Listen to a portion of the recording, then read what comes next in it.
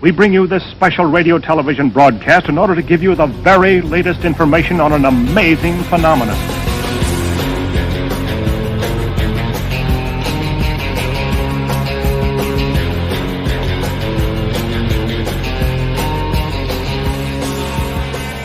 From the files of Schlock and Awe, welcome to Natural Selection, the home of the DTV Creature Feature. Here are your hosts, Matty Budrewicz and Dave Wain.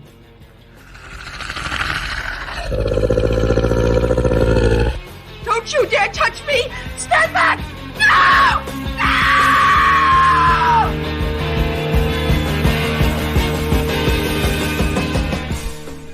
Hello and welcome to Natural Selection, the home of the DTV Creature Feature.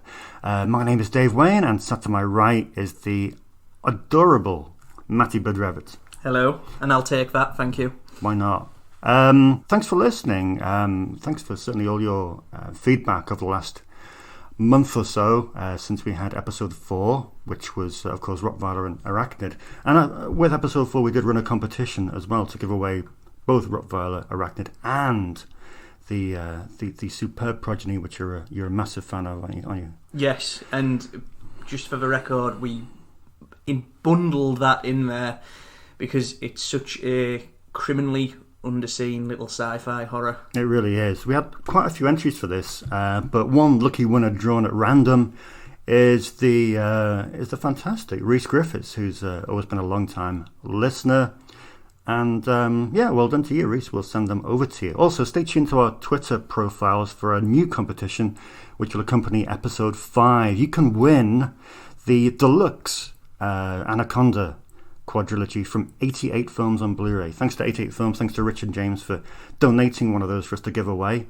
We, of course, did do the booklet for that, a wonderful, weighty tome of creature feature goodness. And you can read that along with watching those films, which is and just to add to that booklet was very much the impetus of this podcast. Really, it was when we were sort of knee deep in snake movies and crocodile movies and all like the sci-fi channel stuff. That's what inspired us to turn it into something much bigger, because we felt there was a lot more to say about those kind of movies. So if you're curious where the origins of the show come from, give that booklet a flick through and just let us know what you think. Absolutely. You can win that via our Twitter feeds. We'll post something in the next week or so to accompany this. So don't miss out on this. It's a great box set. It retails about £25, so it's worth winning, and it can be yours. In the meantime, thanks again for sharing and subscribing to our podcast. It's really been so satisfying to see so many people listening and telling us about what they think of it, whether they like it or hate it. We don't mind criticism as long as it's not personal. Even then, we're pretty thick-skinned. But it's just nice, the people we've connected with over the last few months doing this whole natural selection thing. It's, we sort of lived in a bubble where you start to believe you're the only people who like these kind of movies. Yeah. And so hearing back that, there are fans of Crocodile, there are fans of Blood Surf and Octopus out there. It's great. We love you. We are one. Absolutely. But what have we got for today? That's the main thing. We've got the PYTHON-BOA Legacy, which is immensely exciting, and Matty is going to tell you more about that. Yes, so the reason we've gone for the PYTHON-BOA Legacy or the Python quadrilogy, however you want to frame it, we've talked about how the vast majority of everything we've looked at so far has ended up playing on Sci-Fi, stroke the Sci-Fi channel as it was back in the day. And we have, of course, talked about the influence of Anaconda, Lake Placid and Deep Blue Sea on that kind of product. But what I think's interesting is how that stuff, how Anaconda, Lake Placid and Deep Blue Sea influenced those movies. Those movies would then go on to influence a wave of creature features all of their own. Not artistically, but in a financial sense. So basically, the likes of Blood Surf, Crocodile, Spiders, etc., they catered to a demand for creature features created by Anaconda et al., and then a slew of similarly styled movies cashed in on the success of them. So I guess you could really term it as the rip-offs made money, so we got rip-offs of rip-offs. Okay? Now, that's point one that we can sort of pin to Python and why we wanted to cover that and its sequels today. So yes, it was ostensibly made to cash in on Anaconda, but from a monetary perspective, it was the New Image and Trimark schlockers that were a more direct influence. Okay, so just to sort of cement that, we've got a great quote from Python's director, Richard Klaber, which we found on his website, rklaber.com. And he says, Python's story was created by Phillip Roth, head of the Unified Film Organisation and the film's producer. While I truly have no first-hand knowledge about the genesis of the idea, I suspect that Python was less influenced by Anaconda and more affected by the pre-sales on King Cobra, which had sold extremely well at an earlier film market. There was a demand for snake movies, and I think Python was a response to that market. So to me, and I'm sure you agree, Dave, supply and demand is key here.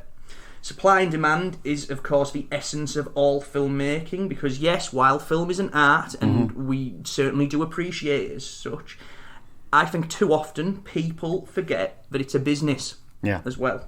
You know, it's the film business. And particularly within the straight-to-video arena, it is very, very business-orientated. You need to keep making money if you want to survive. So look at New Image, look at Trimark, and look at Python's producer, Phillip Roth, and his company, the Unified Film Organisation, aka UFO. Now, when we sort of got down to the nitty-gritty of this and started looking into Roth more, what I find interesting is that Roth, when he started out in the 80s, he used to share an office with Gus Van Sant. Okay, so Roth relates this great story where Van Sant couldn't get his first film, Madanoche, or however you say it. I'm not a massive Van Sant fan by any means, but he couldn't get his first movie distributed. But Roth, who'd made this goofy little action movie called Bad Trip, he got that picked up and it turned a healthy profit. So Roth went on to say that while he certainly appreciates Van Sant and loves the fact he's a very artful, very intelligent filmmaker, he was always surprised that Van Sant didn't turn his direction towards something that could be easily distributed, like action, like horror, like sci-fi. I can't imagine a Gus Van Sant action movie. I would love to see one. I would absolutely love to see one. And so that got the wheels turning in Roth's mind that he wanted to make commercially successful movies. And obviously, while that's happening, you've got the video market bubbling there. And that is very much the definition of supply and demand. You know, video pops up, and it's all content. So, a bit of biographical information about Roth. He was enamoured with film from a very early age, and he begins making movies in the 80s during the video boom. However, the first truly notable credits are a pair of early to mid-90s direct-to-video robo-schlockers that capitalised on the likes of Terminator 2, Universal Soldier, RoboCop and its sequels, which were all doing great business either theatrically or on tape. So Roth makes Prototype and Apex, which are both great movies, and more importantly, they were both extremely profitable on video. In 1995, Roth teamed with Ken Oland, who began as an actor, probably best known as the star of action series Superforce, where he starred as an astronaut turned cop who rides around on a high-tech motorcycle. So they start churning out some more movies, and then in 1997, Roth and Oland teamed with a guy called Jeff Beach, who was Roth's associate producer on Apex. So he joins in 1997 after previously founding Royal Oaks with the great Andrew Stevens, another direct-to-video renaissance man. And this is when UFO, the Unified Film Organisation, really began to solidify. Yeah. Okay, and UFO's ethos is very, very simple. They wanted to make theatrical quality genre films for the video and TV market with budgets around the $1 million mark. And these movies, though, had a massive emphasis on CGI effects, which, of course, as you're moving more towards the early 2000s, when stuff like Anaconda, Lake Placid and Deep Blue Sea are doing great business theatrically, doing great business on video, and you've got their influences coming up. Roth, who very much caters to whatever the trends are, he decides it's time to make creature features. Right. Okay? And that is where Python comes in. Of course, we'll go on to discuss the impact of Python once we get into the film, but Python interests me in the sense that it was one of the first true smash hits in the UFO catalogue in terms of what was sold to sci-fi. Right. Whereas before you had the films like Total Reality that Roth did, they were playing on the network, they were playing on a few other cable stations, but Python, once it did gangbusters playing on sci-fi, that was when Roth started playing to supply and demand once again, and he, to this day, remains arguably the single biggest purveyor of straight-to-video schlock for the Sci-Fi Channel. So that's why Python's important. That's why we're going to look at these 4 movies today, because like Anaconda, you can sort of pin them around the trends of the time. We know the flight originated in Southeast Asia, but nowhere in the manifest is there so much as a mention of exactly what it was you were transporting. What we had was something unique. An evolutionary chimera. Roberta? You ever seen anything like this before? Bodies have been found here and here. This is our target. Time to put your baby to bed. You don't have enough men. I warned you it was intelligent. In simple layman's terms, what was it? A very big snake.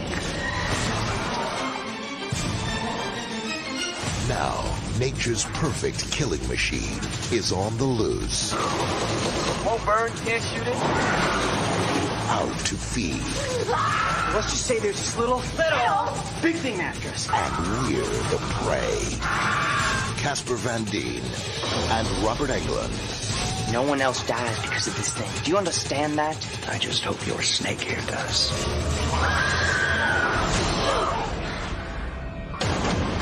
That's not gonna hold for long.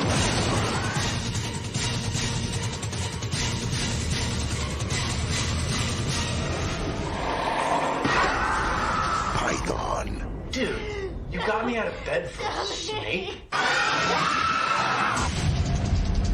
Trailer for Python there, the creature feature directed by Richard Claiborne and produced by Phillip J. Roth. So tell me a little bit about when Python finally hit. What happened? What was the reaction?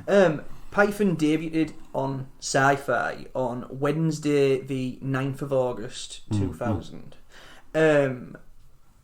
This was just before Sci-Fi were moving into original movie production of their own. Yeah. And it was just before they did that whole Saturday night monster movie thing, you know, the most dangerous night on television, where they'd have all these great creature features in the Python mould playing on a Saturday evening. You know, it was pretty much, it was a home driving. Yeah. You know, while it didn't air on the same night that all the rest of the Python sequels would air on, it, to me, Python is sort of a prototypical template for everything we've seen from the Sci-Fi Channel since. Yeah. You know, it did extremely well. It pulled in great numbers. When it hit US DVD in January 2001, it did great business for Fox. Right. And, of course, that led to more demand for, let's get a Python sequel. Let's get more snake movies from Phil Roth and UFO, because these guys know what they're doing.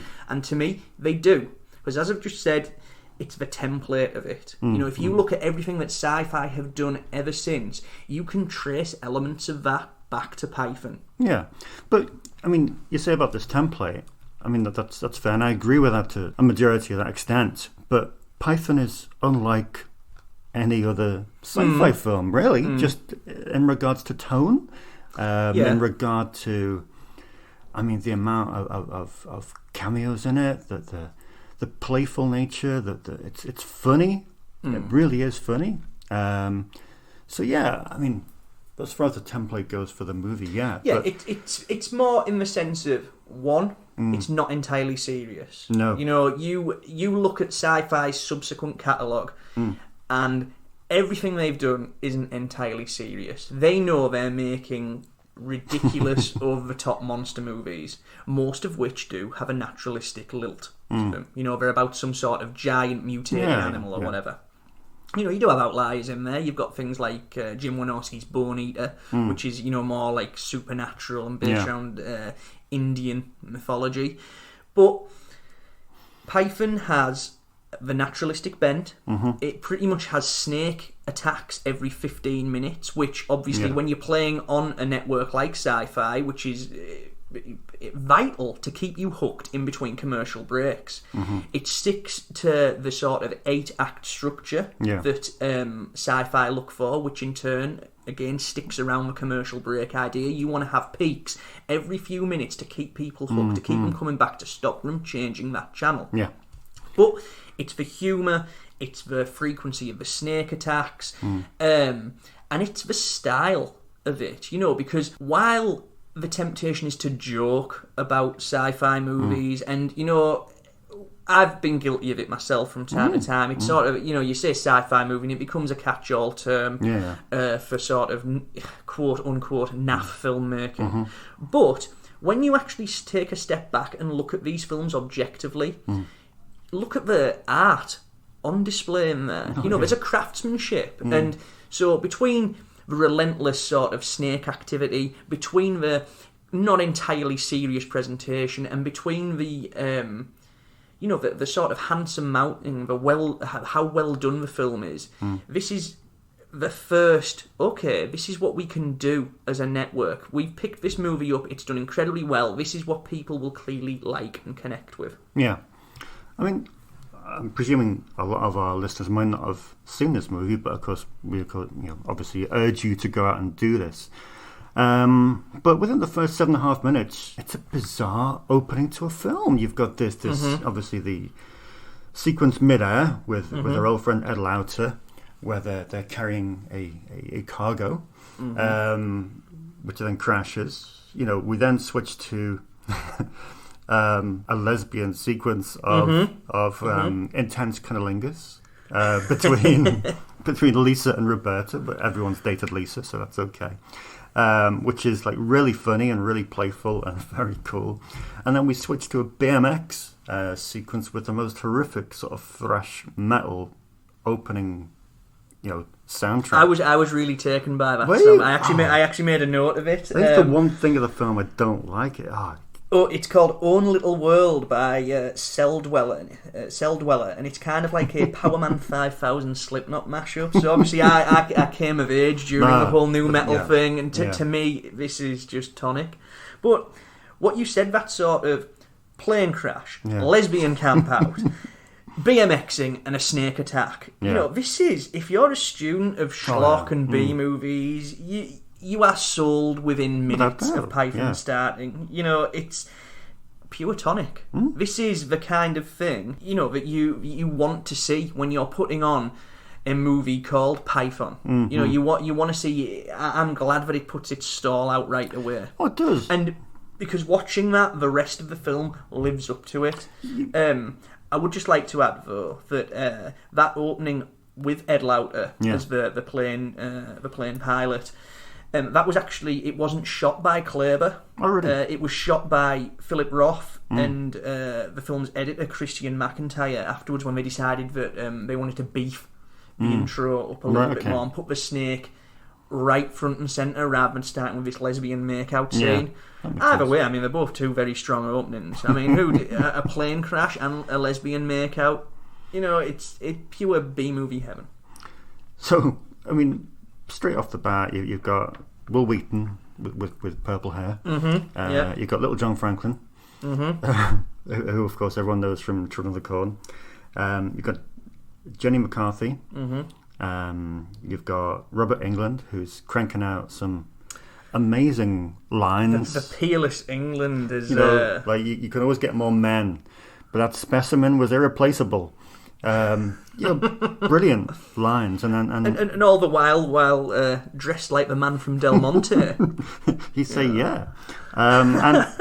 and Casper Van Dien, who is going to be the campest character with the most distracting moustache in sci-fi strange history. southern gentleman accent. He's probably one of the most effete mercenaries, effete tough guy mercenaries you'll ever come across. But that's it. I mean, you got the 6 characters, 6 classic actors. Well, maybe not Jenny McCarthy's a classic actor, but these people that you identify immediately, and after this opening 7.5 minutes, you've immediately got this. If the opening 7.5 minutes didn't grab you and pull you in, and this film didn't endear itself to you, then the sight of these people just makes you think, I know these guys. I've grown up with these people, so this is very cool. Billy Zabka from Karate Kid, Sean Whalen from The People Under the Stairs. It's just...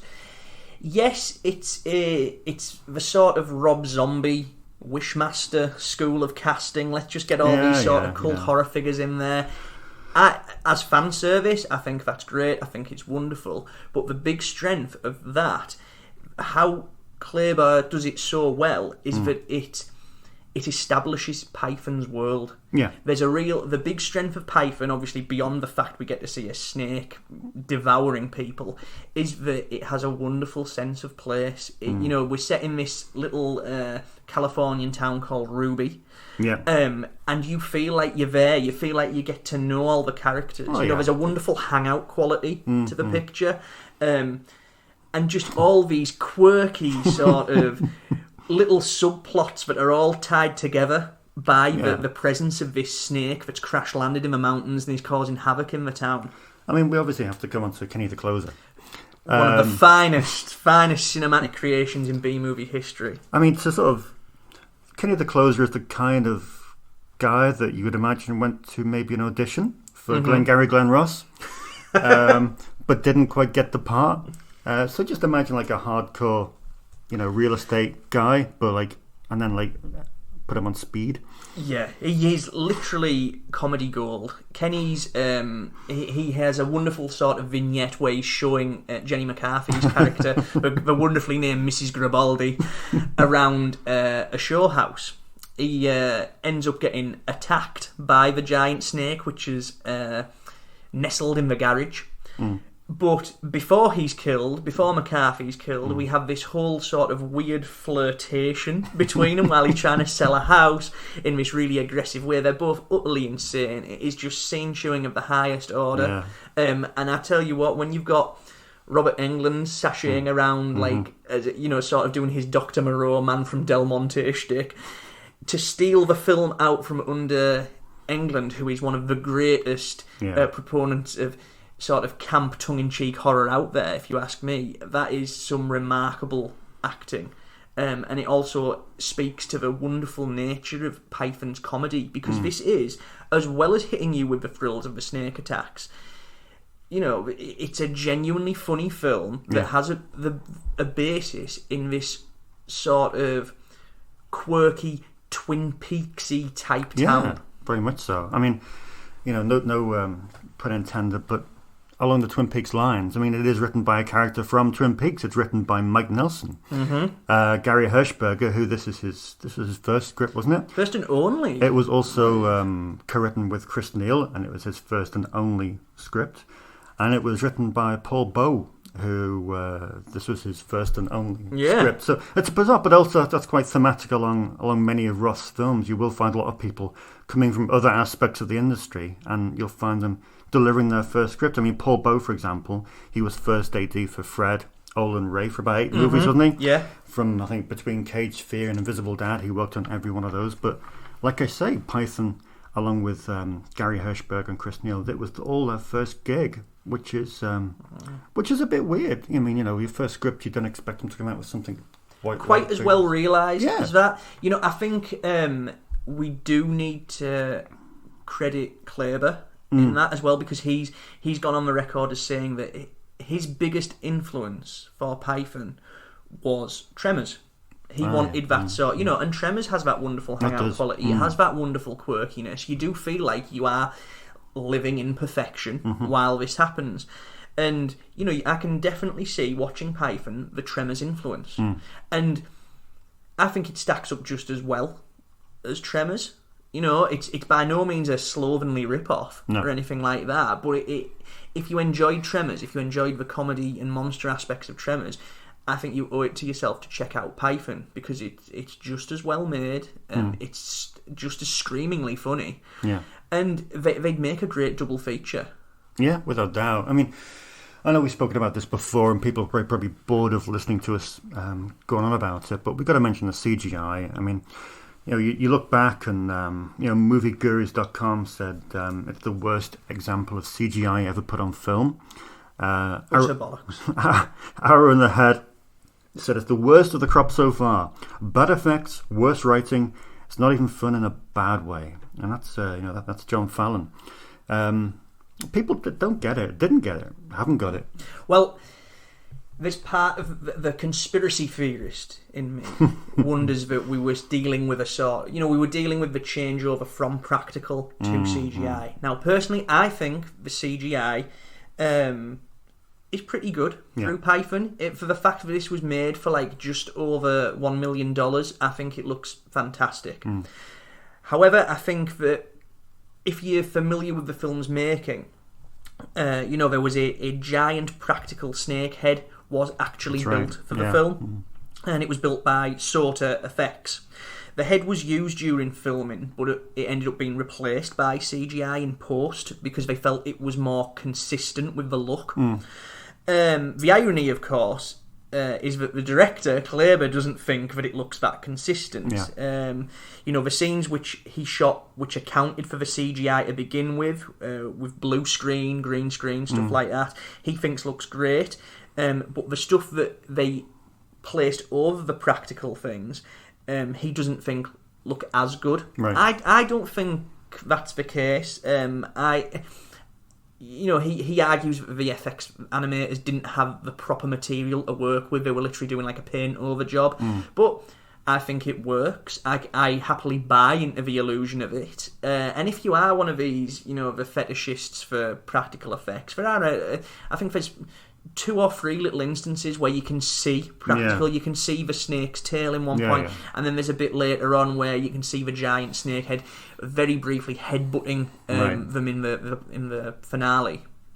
But I think the CGI works. I think people saying otherwise clearly haven't seen many movies with genuinely bad CGI. To give a more sort of modern touch to it, and I think the CGI in Python looks a hell of a lot more convincing than fucking Cats. With its weird uncanny valley cat people kind of thing. Topical. Yeah, this will outdate this in 6 months now. We are, Cats? Yeah, absolutely right. So, where do people go and get this? It's a charity shop too, isn't it? Oh, absolutely. This is a staple of charity shops, CXs all over. You can rent it on Amazon Prime for I think about $250. I think $250. There you go. And it's well worth it. It's just a lovely little movie. Obviously, I've repeated. I think it's on blue in my face, but it's very, very funny. But beyond that, from a technical point of view, Kleber, he started off doing second unit camera footage and a camera assistant on a bunch of Anthony Hickok's flicks. Yeah. Hickok, of course, is a director of tremendous style. I think Kleber belongs in that category. Some of the compositions that he has, it's very nicely shot. For what became a TV movie, it has a nice airy and cinematic feel. It's not got that kind of rudimentary look that most people would expect from what they term a TV movie. So there's movement, there's composition. It's not just point and shoot. You can tell that Kleber can feel the shape of a scene. So if you can get the American DVD, because that's in 185 widescreen. The British one, the British one from Prism Leisure, I Prism, believe. And yeah. it's the cropped 4x3. If you're a purist and want to see it how it was presented on Sci-Fi at the turn of the millennium, get the 4:3 version. But if you want to really enjoy, to really lose yourself in the comedy, to lose yourself in the style, it's worth importing the American disc. You're listening to Natural Selection, the home of the DTV Creature Feature. Somewhere in the Antarctic, deep below the surface, a team building a state-of-the-art prison We're drilling through 12,000 feet of ice. is about to release What the hell? This could be the most significant discovery in history. something prehistoric. What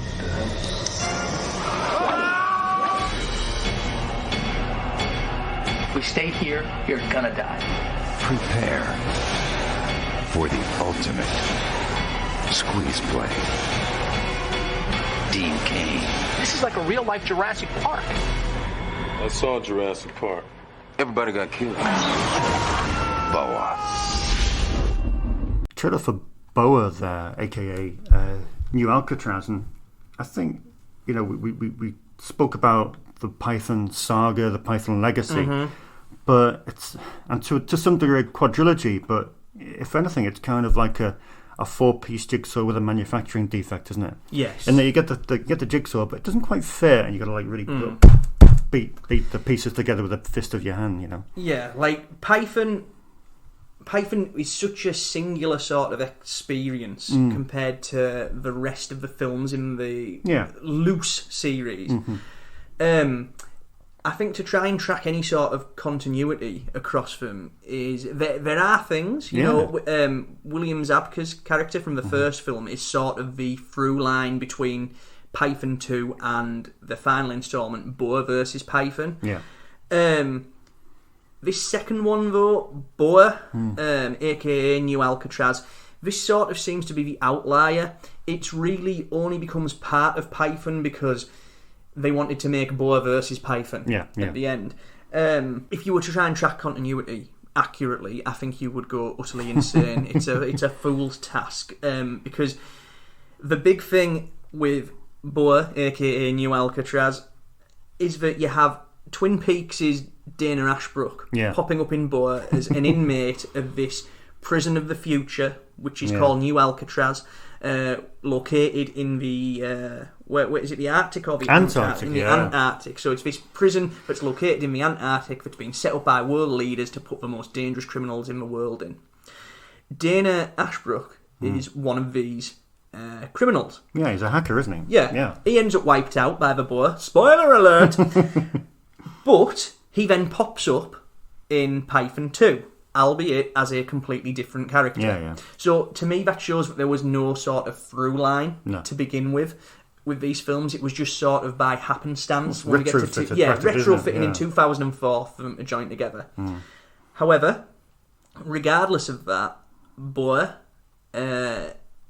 in terms of a loose follow-up, you know, in sort of inhabiting the same world as Python, I think it's excellent, even though it's a very, very different kind of movie compared to Python. I think with BOA, I mean, obviously, the real draw, I think, is the moulding of the two separate aspects to it. You know, you got the prison movie and you got the creature feature, and that sort of fusion of those two is really appealing, because on paper, across the four, I think BOA is almost the most appealing. You know, high security prison, Antarctica, world's deadliest criminals. Wow, you know, inject it into my eyeballs. It is really sort of a quite exciting proposition.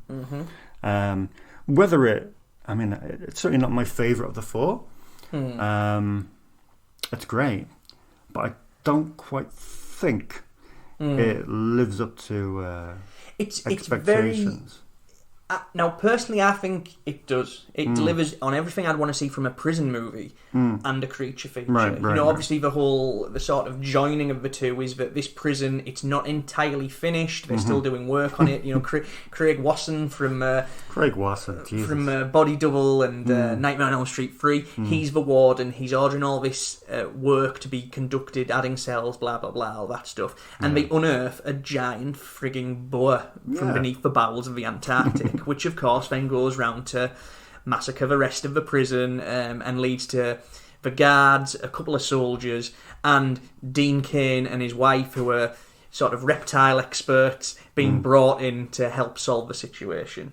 I think it works. Both threads join wonderfully to me. But yes, there's a few dangling threads from the story that don't quite add up. The big one for me is that Dean Cain and his wife, they're having marital problems. He wants to have kids, but she doesn't want to settle down. She wants to do the whole Jurassic Park excavation thing all the time in a scene that is shamelessly lifted from Jurassic Park.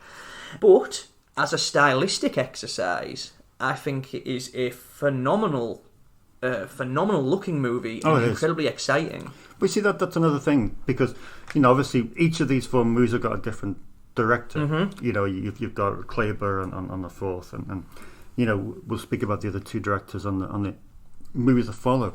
But with this being Phillip J. Roth, I mean, he wasn't a prolific director, but he's more producer than director. But I'm wondering, when Charlie Band directs a full moon film, you can tell he's directed it because he's got a certain style to it. Yes. Some might say it's a rather static style, but he's got a style. There's the band look. Yeah. Do you think with Phillip J. Roth we get a different look compared to the other 3? Yes. To me, I love stuff like this. What you said about Band and Full Moon, I love it when the boss comes down to the office to show the boys how it's done. To me, in filmmaking terms, BOA is a wonderful example of that. Roth is he's a wonderful stylist. His movies, they're sort of like a little bit of James Cameron, a little bit of Tony Scott, a little bit of Michael Mann. They've got that sort of... He's a master of creating a big look from sod all. Yeah. Well, that's what I got down. I've got this is certainly the most polished film of the 4, stylistically. It feels much, much bigger than what the 1.2 million budget. It looks incredible. It's all shadowy, there's smoky, there's explosions. The CGI is really... It's not bad. Extremely good. Yeah. I mean, like I said, I'm not saying it's a bad film in any way. I like this film. I'd watch it, on repeat with pleasure. But all I'm saying is a couple of aspects of it that just make it fall short. And I think 2 things for me that stand out right from the core is Craig Wasson, who I think is a charisma vacuum. I think for a warden of any prison, you have to have that kind of just that kind of aura about you. But he seems so flat. I mean, I did a piece on Broken Bars, a complete tangent. Broken Bars, the Wings Hauser action movie from the 90s that we're writing about for Schlock and Awe. And Wings Hauser plays a prison warden, and he's just fantastic. He's incredibly camp. He's incredibly just off scene the chart. Chewing, insane. Scene chewing. Yeah. And I think you need that level of insanity for a prison warden. Why Wasson just seems like a commuter just having a day at the office in some respects. Whereas when you look at something from a similar period but played on sci-fi, like Beyond Reanimator with Simone Andrew as the warden, who's just this wonderfully fascistic, nasty bastard. I can see that with but it's a minor quibble. I mean, I must emphasise that it is a minor quibble. Everything else about it is great. I mean, Roth himself wrote the script, didn't he, with Terry Niche, who, again, while she wasn't a one-off writer, she did only write for a year. She had 3 films out in the same year. She had BOA, Falcon Down with William Shatner, and Mindstorm as well, all for Roth, of course. Yeah, pulling on in-house talent. Yeah. I would like to say, going back to the look, a lot of that is accomplished by the cinematographer Todd Barron, who does an incredible job. But what really, like he did with The Room a couple of years later. Yes, which very sadly, for better or worse, this guy is now forever going to be associated with Tommy Wiseau. But, here, he does a very good job, but he's aided immensely by some amazing production design by David Huang, right? Who also did Roth's Total Reality, Velocity Trap, and had previously done the production design for Python. This is probably the most spectacular in terms of set, in terms of how it all looks and stuff. Like the new Alcatraz prison just looks wonderful. It's up there, alongside the likes of Stuart Gordon's Fortress as a really, really cool prison of the future. Yeah. I mean, what's your opinion on Dean Cain? I like him. Do you like him? I like him, yeah. He is, though, just Dean Cain. Yeah, I don't think I've ever seen a movie where I believe him as a character. I believe, but in terms of Dean Cain fighting a boa with his estranged wife, I'd take that. Okay. Yeah, it's just he's a guy who, again, he can come across as a little bit bland, but he's just done a lot of these films that, I mean, around that time, just prefixing Boa, he was in stuff like Militia, wasn't he? Yeah. And Fire Trap and No Alibi as well. And then after this, he did what sort of, you could argue, is a sort of loose, dragon-centric remake of New Alcatraz for Roth called Dragon Fighter, which very much follows the same story beats. I do think, in that sense, in terms of story, that's another one of the flaws of Boa. Other than the fact it's a snake, you could literally, take the snake out, drop an alien in there. Yeah. Take the alien out, drop a Yeti in there. It's a monster of the week setup. It's just so it feels like that they had this story of a monster on the loose in a futuristic prison. Okay, snakes are popular. Let's drop a boa in there. Yeah, it felt a little bit like Octopus 2 for me. Yeah. It could have been Octopus 1, sorry. Yeah, it could have been anything. Yeah. We got this fight, haven't we, between Boa and New Alcatraz, and what are you favouring for this one? My preferred title's Boa. Yeah. My gripe with it being called New Alcatraz, I've got the Boa DVD, which was released by Sony, and I believe that was released in May 2002. Time on either side of the Atlantic. However, it was re-released on DVD as New Alcatraz in January 2003 by Third Millennium. Third Millennium, of course, they'd released the original Python on VHS in 2002. And then they would go on to release Python 2 5 years after it was made on DVD in 2007, where it'd be retitled as Snakes. But what annoys me about retitling it New Alcatraz is that Third Millennium, in their marketing, they don't mention the snake at all. It's just a futuristic prison movie. Right. And if you went into it just thinking that it was going to be a futuristic prison movie, the second this giant boa shows you, what the fuck's going on here? Boa at least makes it obvious that you're going to see a giant snake and it's set in a futuristic prison.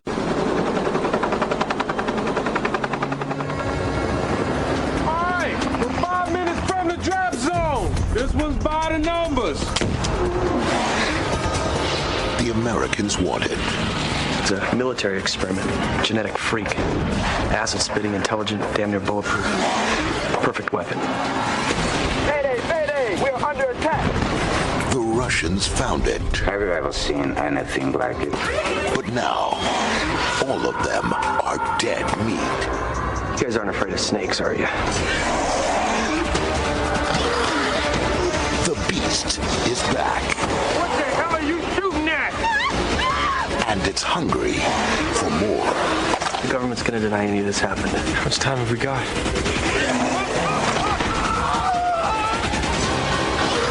Anybody know any good church hymns?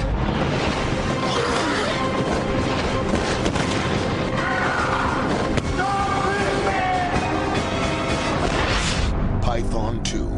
The terror will swallow you whole. You were listening to the trailer for Python 2 there. The sort of sequel to Python, I guess. Would you call it that? It is and it isn't.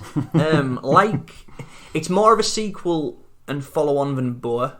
Yeah. But like Boa, it's I guess it's free of the quirky sort of humour that courses through Python. Both BOA and Python 2 play very, very straight. It does directly link with Python because, of course, you've got Deputy Greg, played by William Zabka, back. But he's not the same Deputy Greg. He's changed a bit. In Python, he is a nasty, jaded... piece of shit black ops mercenary for the CIA. He's come a long way in 2 years. Yeah. I mean, Zabka himself, he's been in about 10 Phillip Roth films, hasn't he? I mean, he's like a prolific UFO guy. People get all nostalgic about Karate Kid, but to me, I see Zabka, I think Roth, I think Jim Wynorski. His B-movie credits are astounding, and he's great in them all. He really elevates the material, I think. I think we've given him short shrift over the years for his part in Karate Kid, just and things like How I Met Your Mother just sort of focus on the comedy aspect of him. But give Zabka a decent B-movie, like Python 2, and he's great, because as much of a horrible tosser Deputy Greg is in this movie now, Zabka plays him to the hilt. Oh, he does. He's having a whale of a time playing him as an awful, awful bad guy. Without doubt. I mean, the crux of the movie is about Bobby Briggs, isn't it? Yes. Let's call him Dana Ashbrook for the sake of professional clarity. reasons. Yes. Dana Ashbrook and his wife, Nadia, played by Simone McKinnon. Pretty straightforward. They're man and wife. They run a transport company, and they've been asked to transport an unknown object from a Russian military base, and that is it. Yeah, for what is it? 100 grand? Yeah, 100 grand US dollars. Yeah. So it's like the epitome of simplicity, isn't it? And that works. I like this film a great deal. I know people trash it, but I love this film. I am a fan of Python 2. I do think it's very, very good. But I find, whereas I could put Python on, BOA on, and BOA vs. Python on at any time, Python 2 has such a dark and Euro pudding feel to it that I have to be really in the mood for it. Right. But I can see why you like it, because it's got the whole octopus Bulgarian eccentricity thing. I love that. That's a real draw for me. That whole Bulgarian cold Eastern Bloc kind of setting, concrete. Love it. Absolutely love it. And the good thing about Python 2 is that it angles into that. It factors it in as part of the story. Obviously, it's Bulgaria masquerading as Russia. Yeah. But then when you look at BOA versus Python, or any of the other sort of Bulgaria masquerading as USA kind of movies, that's much harder to do than have it framed as Russia. Yeah. So it angles into all the Eastern Bloc kind of stuff, the architecture, the sort of rural sheen to it, because there's a great deal of time is set pursuing this giant python around like a farmhouse that's built on top of a military base. Yeah, that's a great building. We've got Lee McConnell directing this, who's an FX guy by trade. He worked for Corman, did stuff like Wasp Woman. He did a lot of work for UFO as well, with stuff like Velocity Trap, and more recently he's gone quite mainstream with stuff like The Hunger Games. Meanwhile, Jeff Rank is writing it, who was a production manager for UFO, which again reinforces the fact of them promoting their in-house guys to do a script in it. It also cements the sort of incestuous nature of the UFO pool, because Rank, very of much course, so. pops up as an actor in BOA versus Python. Yeah, I mean, well, that is pretty much the case for the cast as well. You got Alex Jolig, who plays Matthew Coe. He was in 3 films for UFO. Marcus Aurelius plays Colonel Jefferson again. He was the pilot in BOA, another UFO regular. So yeah, it's and then Ashbrook, of course, who was a different character in BOA, and that links in with the whole Twin Peaks connection that you discussed, where you've got a guy who played Dana Ashbrook's best friend in Twin Peaks, writing the script for Python. Yeah. He then pops up in BOA alongside Dana Ashbrook, who then goes on to star in Python 2. Yeah, crazy. But this is what makes it all such fun. I mean, it's got this weird opening bit, hasn't it, that doesn't really fit. They shot that after the film, didn't they? Mm. And inserted it because the film was too short. I mean, it's a short film anyway, it's only about 85 minutes, Yeah. but they needed to pad it out. And to be honest, I don't think it grates in any way. You don't watch it and suddenly think, No, I mean, I like the sort of military macho posturing at the start. I do really like how it angles into the Cold War stuff. You know, I've always got a great deal of affection for straight-to-video movies that flirt with the Cold War kind of thing. Mm-hmm. I just think it's an interesting topic. Yeah. But, you know, it sets up how powerful the snake is, and again, it showcases some quality CGI. You know, because once again, I don't think the CGI in Python 2 is bad at all. No, but I think the CGI fits with the surroundings. I mean, if you had to criticise the first Python film for anything, or not criticise it, but you might say that the fact that it was shot a lot in daylight gave sort of a reason to sort of highlight the flaws in the CGI, where the sort of the underground setting of Python 2, it doesn't expose the deficiencies in the CGI as much as I think any other. Scenario. It's more. There's that wonderful sequence where one of the soldiers is getting tracked through the farmhouse, and you've got the wonderful shaking sort of snake cam. It's got this slithering motion to it, shrouded in bits of darkness and stuff. You know, I want to say there's a sort of alien type tinge to it, and I think it works. It's atmospheric once they get down into the bunker as well. However, my criticism stylistically, it's not quite as polished as Roth's BOA. No. I think when the use of lighting gels in certain parts of the military base, it looks, you know, it's colour for the sake of colour. Yeah. It looks like someone doing a Fisher-Price My First Barber homage rather than any kind of it hasn't got the texture or the meatiness to the visuals that BOA does. No. But it does, as with BOA, as with Python, I do like how each of these movies have their own specific look. There is a style to each of them. Oh, without doubt. I mean, the DP was Oh No. I think that's how you pronounce his surname. It's Ohno. Azusa Ono. I'll go for Ono. He started out as a gaffer back in 1986 with Neon Maniacs before going on to Night of the Demons and Night Angel as well. So, I mean, he's had a real sort of education in really fine-looking genre filmmaking. Yeah. And for me, you know, it does work in that respect. There's one thing that probably the aspect of this film I love the most, and again, it's a big spoiler, and it's the baseball thing that's running through the film. That's good. It's just ridiculously outrageous, a little bit camp, and you know, the fact that you know Bobby Briggs is kind of Dana Ashbrook is kind of is a Lynchian slip. Lynchian. It has had this baseball pastime. His character's a baseball player, but you don't know what it is. You know, something's happened, and it finally transpires that he killed someone with 100 miles per hour. Almost killed someone. Killed him. I want to believe he killed someone. some baseball player laying face down on a what do you call it? Is it a diamond? We're so British. Jesus, I don't know. I'll just say pitch. Yeah. We'll call it the oval and really confuse people. On the centre circle. But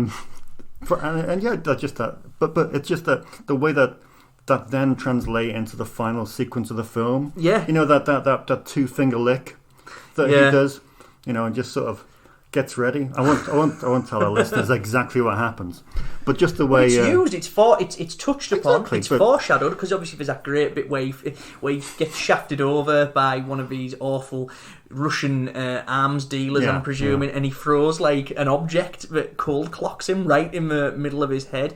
You know, it's not a case of they don't just add it in at the end. By the way, he plays baseball, which is why he can throw a grenade so well. You know, it's built up. It's built up, and there's a good payoff to it. Yeah, I mean, as we've mentioned before earlier on in this episode, that, you know, these films obviously weren't greeted with with much praise. But my favourite critical quote is from a website called deathwishindustries.com. Sounds legit. Sounds legit, and they called it a shitty piece of shit.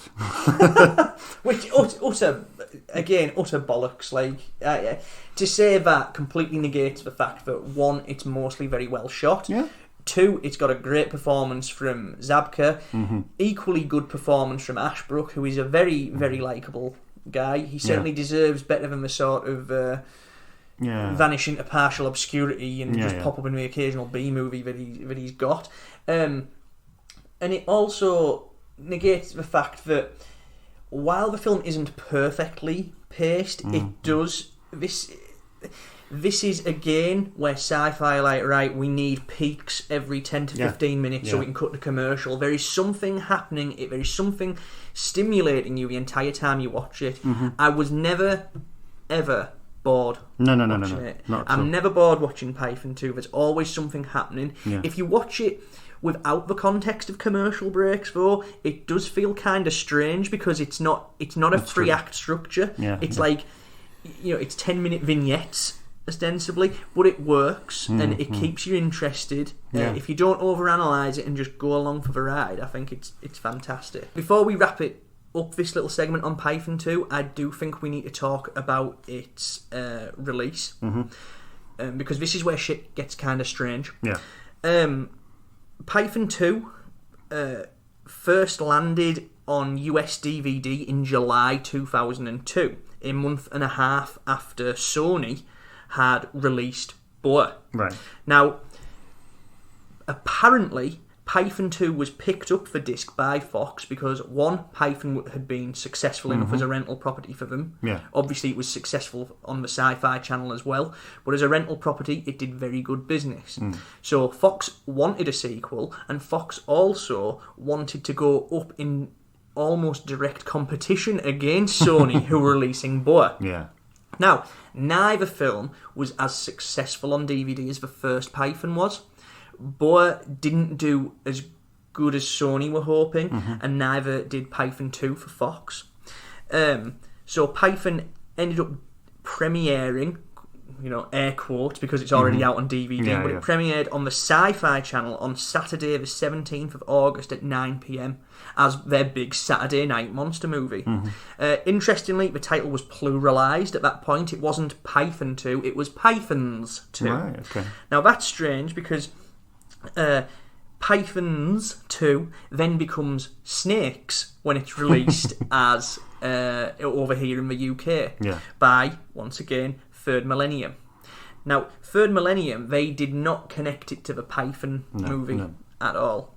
So it's called Snakes, and it wasn't released in 2002. It was released in 2007, 5 years after its American release. However, it was released on DVD in the UK within 6 months of Snakes on a Plane's DVD release, which I find it's clearly people like snake movies still. We better get one. Let's pluck one from the vault. So there you go. I just thought that's a cool little thing to sort of, if you're like me and an anorak for calendar dates and you want to keep some sort of tally of what creature feature was released and when, and watch them chronologically, I got your back. You're listening to Natural Selection, the home of the DTV creature feature. This is a once-in-a-lifetime, gentlemen. We are the knights that are going to slay the dragon. One of the most cunning predators on this planet. Lock and load, boys. We're in Python country. I understand you've grown a rather large snake here on the premises. She's a constrictor, Scarlet Queen boa. I'd like to use your boa to locate and eliminate that python. The world's 2 most powerful predators. This thing is on the loose. You are going to find it? Exactly. Fish and Game Department's got a file 2 inches thick on this guy. That's his python down there. Set loose. Using my implants, we can track the boa as it tracks the python and see every move she makes. To fight for survival. We gotta get him out of there. In about 3 minutes, that tunnel's gonna be filled with several thousand gallons of water. Come on! Now, the rampage begins.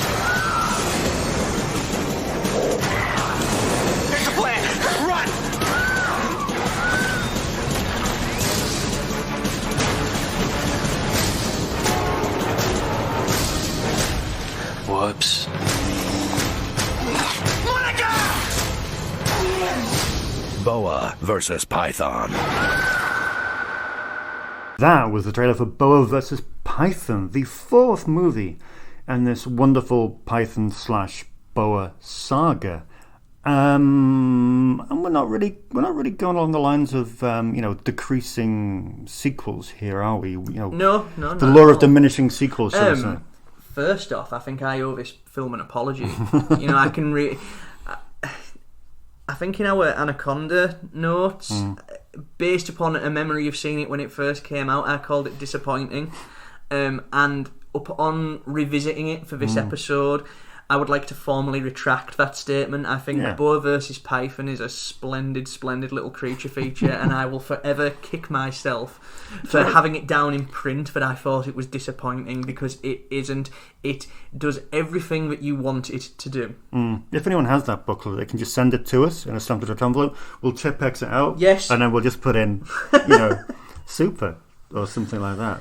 We talked about this off air before. It's so easy, isn't it, to formulate a sort of trashy throwaway opinion on a film like this without having it in its full context. Yeah, and art's subjective. Yeah. I've lost count of the amount of films I've changed my opinion on. Yeah. The big example, John Carpenter's Prince of Darkness, which I used to think was a snooze-inducing headache. But fast forward, a couple of viewings later, when I'm a little bit older, I think it's in my top 5 Carpenter. I think it's a fantastically scary movie. And Boa vs. Python, it's wonderful. Not so... Now, you do see the Boa versus Python. You do see the hook. Yeah. But it takes a while to get there. And if I was to give it any sort of big criticism, one, it doesn't quite offer the epic snake fight that you want to see. No. And it does sort of kind of just end. It doesn't have a resolution. It just stops. But everything else... It is a hoot from front to back. Without doubt. I mean, what have we got involved here? We've got a sort of a weirdly ambitious businessman in the shape of the Mancunian actor, Manchester-born Adamo Palladino, who seems to otherwise go by the name Adam Kendrick. I mean, I don't know what... I have no idea who he was until this movie. No. But I do know that he employs very expensive hair straighteners. Sorry, just envy. So yeah, he has the great idea of transporting a 80-foot python back to the US, which escapes. What's he transporting it back to the US for? Big game hunting. Big game hunting. We've got this sort of... It's kind of like a snake equivalent of John Woo's Hard Target. He's this rich businessman, casino owner, who wants to give his friends the ultimate hunting experience, which would be hunting a giant python. But ironically, though, he's doing this on the way back from a wrestling match, which is a bit weird because they're all like the two competitors, aren't they? Called Python and Boa. Yes, which is.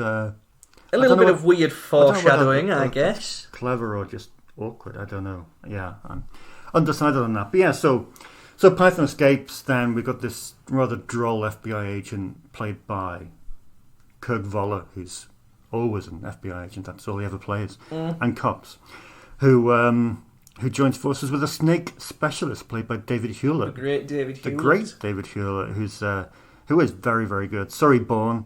He has the interesting, some people might say, thing of being in every single Vincenzo Natali film. Yes, it's a great little... From Cube through to Debug. Also, obviously Stargate SG-1, which was a big hit on the Sci-Fi channel. So obviously that factored in from Sci-Fi's perspective, because at this time Sci-Fi as a channel, were now becoming more vocal about what they wanted from the movies that they were bankrolling. You know, the sci-fi framework is they'd give out a flat fee to an indie producer. So, for example, they gave the flat fee of $750,000 to Phillip Roth to bankroll Boa vs. Python. But with that comes stipulations of, one, you need to stick to our 8-act structure. We want the creature on screen every 15 minutes. 2, we want someone of, while not name value, but someone recognisable to our audience.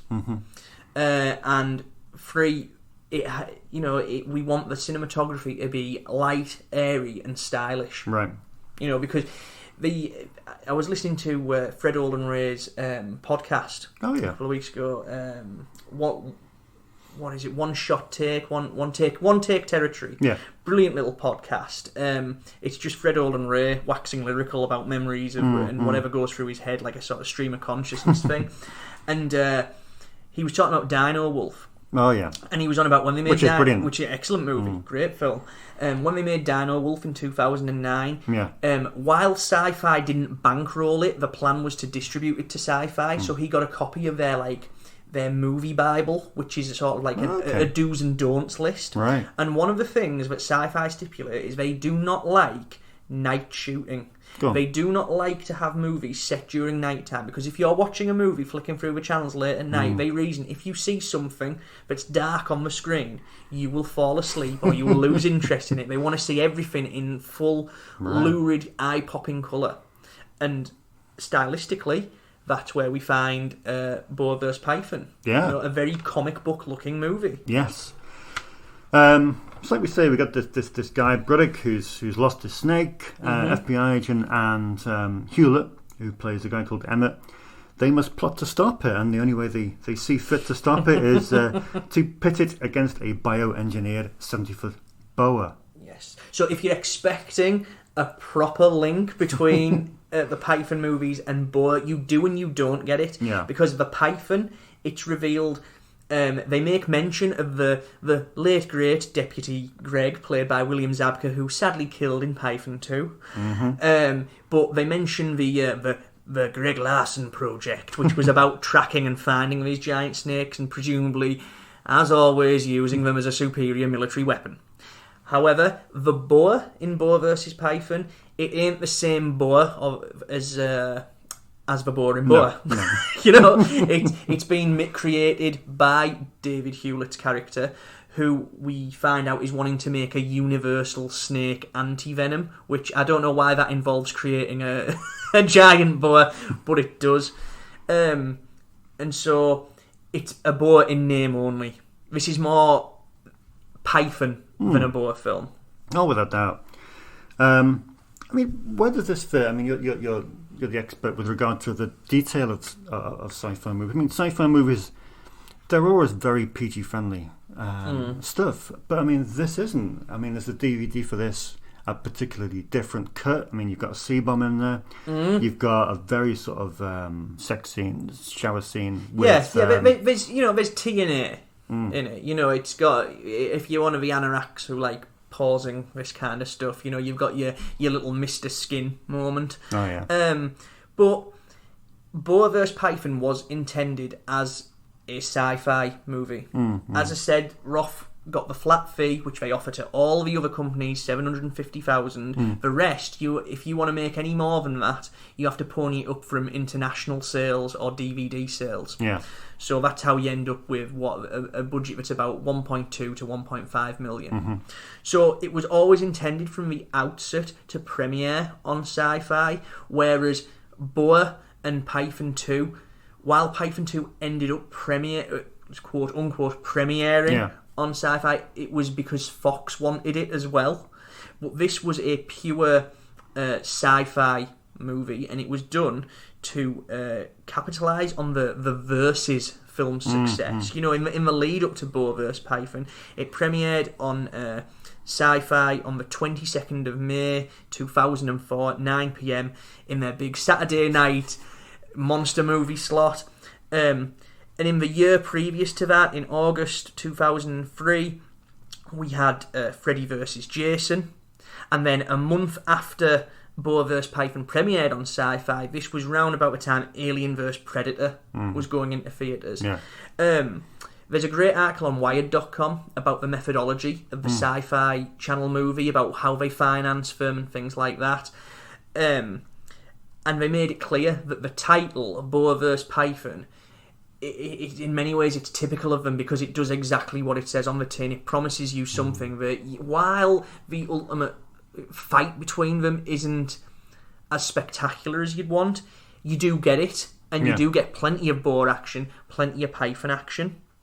And if you look at it in this way, Boa vs. Python has since gone on to influence the great sort of Sci-Fi Channel versus rip-offs and cash-ins. So, the stuff that's followed, you've got the Asylum's Alien vs. Hunter, the Asylum's Mega Shark versus series, all the Roger Corman stuff like Sharktopus versus Terracoda, Sharktopus versus Werewolf, Sharktopus versus whatever, Dino Croc versus Supergator, and then Lake Placid versus Anaconda, which of course Roth would go on to produce with UFO. Yeah. And as we said earlier, Roth is the biggest proponent of sci-fi movies. He's he's the one now who, if you want a sequel to Wrong Turn to premiere on Sci-Fi, you go to Roth. Yeah. He's the one who's got his hand in all these pies, but going straight to cable, he supply and demand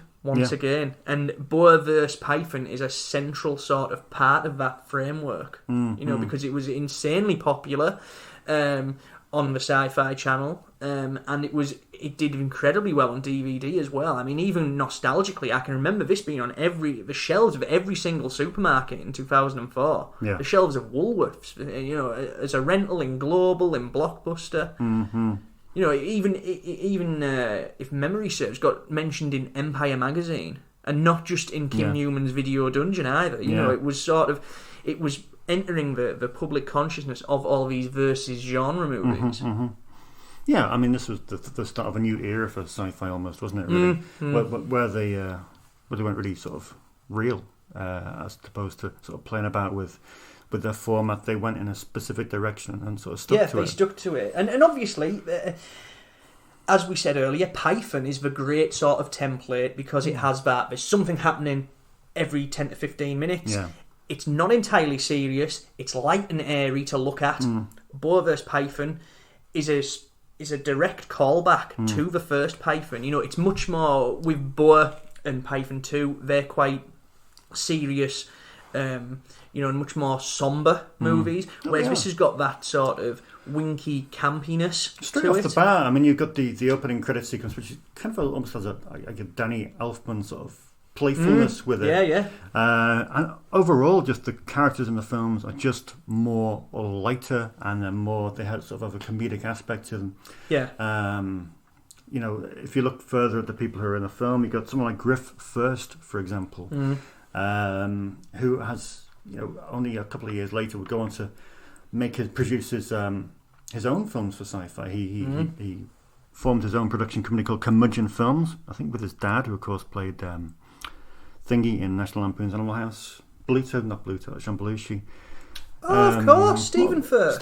Yeah. From The Unseen as well. He's in The Unseen, isn't he? From that. Wow, that's amazing. I did not know that. Yeah, so those two formed their own production company called Curmudgeon Films, and they go on to make films like Trailer Park Shark and Jersey Shore Shark Attack, and of course First also directed Lake Placid 3. Also in the cast, you've got people like Jane Bergman, who of course was the January 1999 Playboy Playmate, who's married to the Bones guy, David Boreanaz. Oh, David Boreanaz. Yeah, I'm glad you said that. And Angel Boris is in it as well, as we've mentioned, as Eve, who started out with Roth in Interceptor Force, Epoch Evolution, and Dragonstorm. So this is a really cool compilation of characters. And like you say, it's light, it's airy, but it really never draws breath from minute one. It's the keys in the camera work. The camera is always moving. it's never obnoxious. It's not like shaky cam or style for style's sake. It's never overtly showy. It's all done to immerse you in it, and it works a treat. You are in this world, which albeit is Bulgaria masquerading as the United States, so you do get the odd character with who's supposed to be American and who has quite a pronounced Bulgarian sort of lilt to their terms. But yeah, it sucks you in visually. It sucks you in, with the score, as you say, Elfman-esque. Yeah. And it's just good humoured, good fun. The action sequences hit the mark. Yeah. And while I've griped and moaned that we don't necessarily have as spectacular as Boa Python fight as we should, and the CGI is a little bit dodgy in that sequence because the final fight is it's set in a subway, not the restaurant, say a restaurant, not the sandwich bar, but a train subway, and it's a complete CGI rendering. Yeah. It looks a little blocky, looks a little fake, but I am happy to have seen a Boa and Python fighting each other. Yeah, so we've got David Flores directing this as well, haven't we? Who, of course, edited both Python 2 and Boa. I mean, he's a decent guy. He's got a keen eye, hasn't he? Yeah. Stylistically, David Flores does a bang-up job with the direction.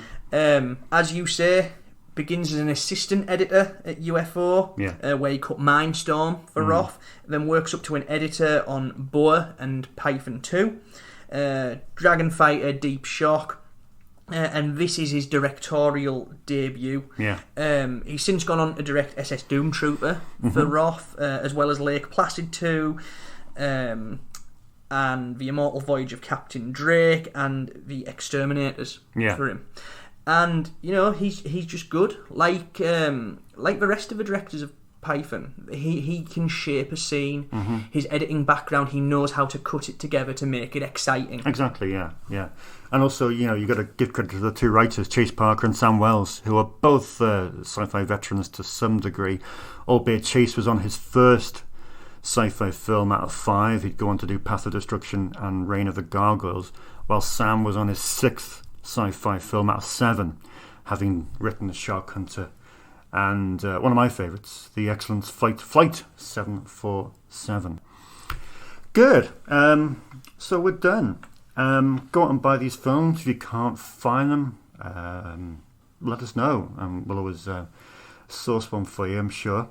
But you must see these. They are mainly, I think you can stream most of them on Amazon Prime. Certainly all of them apart from maybe Python 2. But anyway, any problems with getting hold of these, just let us know and we'll point you in the right direction. And feed back to us what you think about these films, because they are really good fun and we'd like to hear your thoughts. Also remember to keep an eye out for our competition, which is running to win the Anaconda box set, complete with our wonderful booklet. And we'll be back next month. With something creepy and crawly. Creepy and crawly sounds like something I saw the STD clinic about yesterday. Right, we're off. Thank you for listening, and don't forget to follow us on Twitter at TheDaveWain and at Matty Budrewicz, and our Instagram page, which supports our book, which is currently in production, Schlock and Awe, 1001 Forgotten Films of the 90s Rental Realm. Go and like us at Schlock and Awe on Instagram, and we'll see you next time. Thanks for listening. Don't forget to check out the Schlock and Awe page on Instagram, while you're welcome to stalk Matty and Dave on Twitter. See you next time on Natural Selection.